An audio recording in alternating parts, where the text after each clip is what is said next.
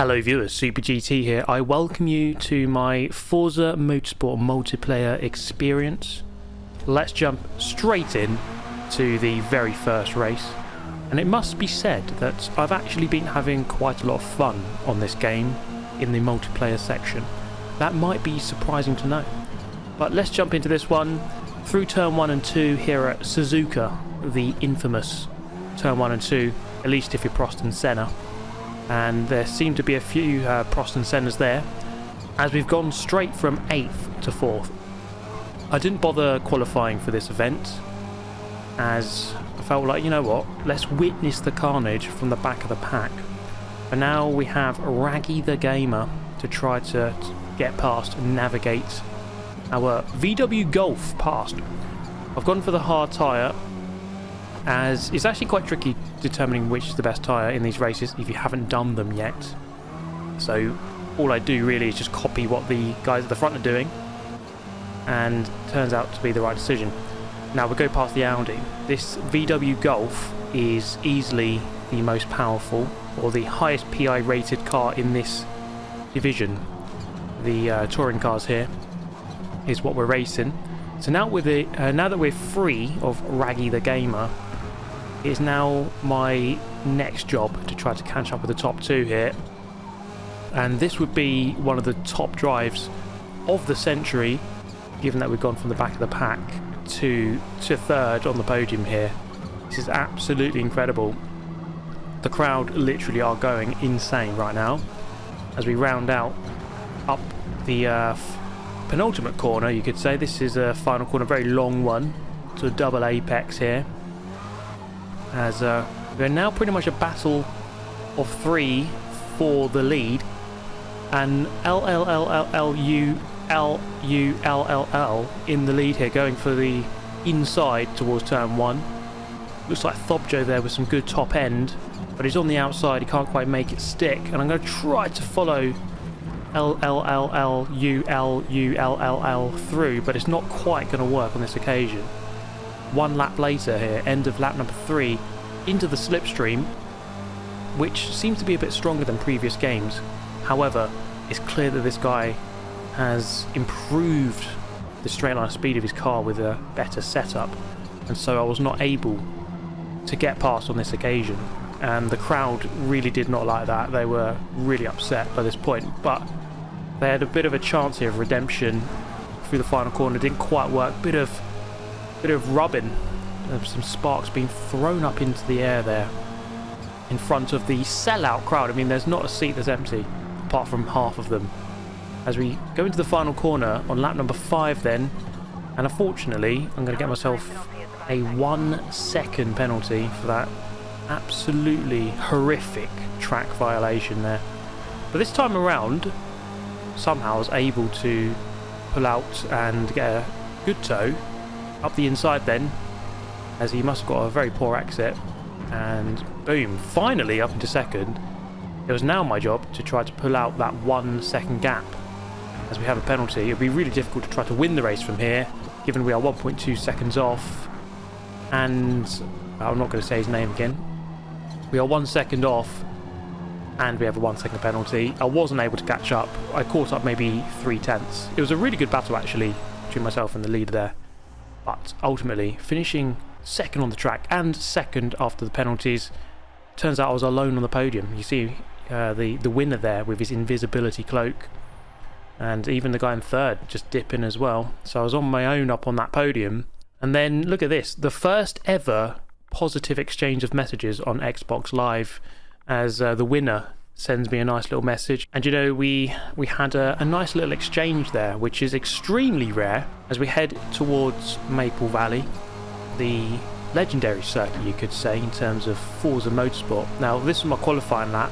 It wasn't the best, I mean, put me 3rd place on the grid, but I was still 1.1 seconds off the fastest time as we begin the race. I actually qualified 9th after all of that, and this kind of got me thinking that I should probably start tuning up my cars, as this was kind of the first race where I really realised that to start winning these races I'm going to have to keep up with the development race, as this was really early into my Forza Motorsport multiplayer career, and I'm just picking the custom cars that they give you without really putting too much thought into it. And so over time, of course, the best cars are going to be developed, and if you don't want to be left behind, you've got to keep up. Now on this race start, you're probably noticing here a theme that actually the races aren't an absolute crash fest, and that is quite something to behold, really, isn't it, given the history of absolute anarchy we've come to know from the world of Forza Motorsport, especially from previous videos of yesteryear on this very channel. Now heading through the final corner on lap number 1, this guy having a big moment. We're going up the inside towards the very fast sweeping turn 1, almost going to the back of the Ford just in front. Now this was looking like a really good battle. You can see here top 6, pretty much nose to tail, good fight. And that's what I was getting used to here, some very good battles, until I kind of just forgot to turn left on a left-hander and ended up in the Shadow Realm. And unfortunately, a lap later, this guy actually throws some advertising hoardings my way, trying to bring the weapons into the game. There's all sorts of anarchy here as cars are going off left, right and centre, rejoining the track, and I couldn't quite capitalise on that moment.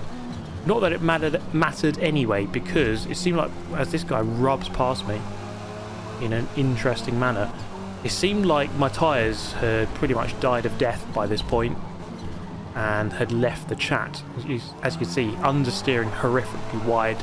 I'd gone for the medium tyre, seemed to work until I got to this lap. And then coming through the final corner, the final lap, this guy had some sort of slow down right at the end. And boom, where would I finish? It turns out it would be 6th place. There we go. The most iconic duo is back, ladies and gents. 6th place in Super GT. For the next one, I decided to choose a different car, the Lynk & Co. I mean, this is a brand I've never really heard of before. But I'm going to try and do the boys and girls back in the Chinese factory, nice and proud. I think Lynk & Co is co-owned by Volvo. I don't really know. Who knows or cares? But you might have seen there 24 players, actually now it's 23. 23 players in this lobby. It's going to be busy. Qualifying is therefore important, especially on this short configuration of Laguna Seca with a very chaotic, probably, first corner. Now setting my first lap there is good enough for 3rd. By the end of the lap I was down to 5th, but improving to 5th. And then by the end of my final lap, the time improving and I was up into 4th, but still 1.3 seconds off the lead. Now, as you can see here, very, very busy on the grid, and it is actually really cool to load into a 23 player race. The grid does feel very busy. All of these are potential rammers, and therefore we must do our best here to try to get a good getaway and deliver a great result once again for the boys and girls back at the Lynk & Co factory in China. So our first race here, we're going to try and do a good job for them and do them proud. So through the first turn, moving from 5th to 4th, and then actually look at that, lots of cars getting through and not crashing. This is absolutely incredible, guys. The fact that the online just actually no, there was someone off there, spoke too soon, but it does seem like in general, from what I've seen so far, from my personal experience, the multiplayer does seem quite clean as I cut a corner and don't get a penalty for it somehow. But in general, the multiplayer does seem fairly good, but that might be because of the driver and sportsmanship rating I have. I don't really know, because I have been hearing that lots of people are getting rammed left, right and centre in every race, and that may well be your experience as well. And if it is, do let me know. I want to hear about your experiences of the Forza Motorsport multiplayer as we head in towards turn number 3, I'm guessing. And it looks like MSN Ninja. That's a very nostalgic name, someone I used to race against way back in the day, and it's good to see him back in the lobby, although on this occasion in the gravel. And it seems that the corkscrew there, very much the bane of my existence, that I seem to just not be able to take it in this car for some reason. But we stand here in a very proud 3rd position, albeit with a lot of pressure now from the Ford Focus behind, trying to keep him at bay. He has a 1.1 second penalty, but I don't want to get overtaken. As he looks up the inside, it will be a brave move from there, and he doesn't go for it. I'm going to have to try and resist his attacks for another 4 laps, which is not going to be easy. But you know, we've laid out our aims at the beginning, which is, you know, the boys and girls back at Lynk & Co factory, they really deserve a good result, don't they? So we got to do a good job here. Can't let them down. As I look to let them down through this turn, taking a horrific apex, miles from the apex. I couldn't even see the apex, it was that far away. And the Ford Focus here, going to look around the outside. It's not quite going to work, but it's nice and respectful between the two of us, and that is really heartwarming to see. Really heartwarming. And I've not been this emotional about good competitive multiplayer in such a long time. You know, it really melts my heart to see it, to see people driving this closely with this much respect. It really is quite incredible. MSN Ninja though, on the comeback trail, and this is probably the bigger threat, more so than the Ford Focus. I cover the inside, but that was a fatal move as he performs the old switcheroo. I've got old switcheroo there, guys, and the Ford Focus is going to try and add to my misery by going up the inside. Not quite going to work. Going to nip in ahead. Aggressive move and cut the corner for good measure. Get myself a 0.7 second penalty. So would I be able to return the favour and get back onto the podium and get past MSN Ninja here? And well, clearly not. You can see him just massively pull away. I had no chance. He was way too quick for me. But I did overlap my first ever back marker, and it was a really proud moment because he didn't punt me off and send me spiralling into the Shadow Realm. So that was nice. That was quite a pleasant moment. At the end of the race, I really hope that the factory guys and girls were pleased with a 4th on my debut. It will have to do. Now, I noticed the winner was in the number 66 Astra. And so for the next race at the Nürburgring Sprint Circuit, that is the car I tried to go into, and I did go into it. You can see here though, is a bit congested at the start of qualifying. New ring piece was dabbling about there, so I thought, okay, let's back out and go for a nice clear lap on my own. And this lap there seemed to be someone else in the way as well. And after all of that, I was only in 8th place, worryingly 3 seconds off the pace, and that kind of again highlights my lack of development in terms of my setups. So I definitely need to get on the setup trail, otherwise I'm going to be left behind here. And this race was pretty much a highlight of that exact thing. So going in here into turn 1 in 10th, Nürburgring GP, very sharp hairpin, and only 1 death to report. So 1 out of 19 fatality rate here at Nürburgring GP on the first corner, which is not too bad. But let's make that 2 out of 19 as we kill Captain Pugwash there and send him spiraling into the Shadow Realm, which was deeply unfortunate for him. But we're going to continue. The stewards obviously saw nothing, so I didn't get a penalty. I might have bribed them beforehand, but let's forget that. As we find ourselves here in 7th place, but clearly it was quite clear to me that this car was not the one for this track. Either my driving ability isn't quite there yet, or the car / setup.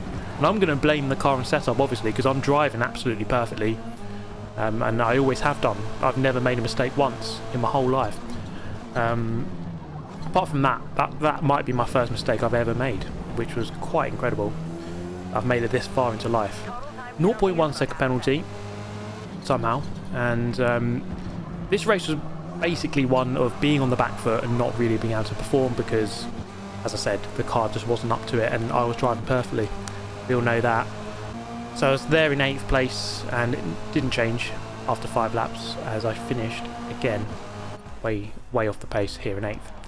Now, after those 5 races, I was just taking a look at the menus here, and we did one whole cycle of the available races. There was a Hocone race as well, which was quite boring, so I didn't show that one in this video. But I was just thinking that was a very fun set of races. It might get repetitive doing them over and over again, but hey, that's what racing games are like, right? So there will be more to come. Here is my ratings if you want to take a look. But thank you so much for watching. Get yourself subscribed if you enjoyed this one, and I will catch you next time. Have an amazing day. Goodbye.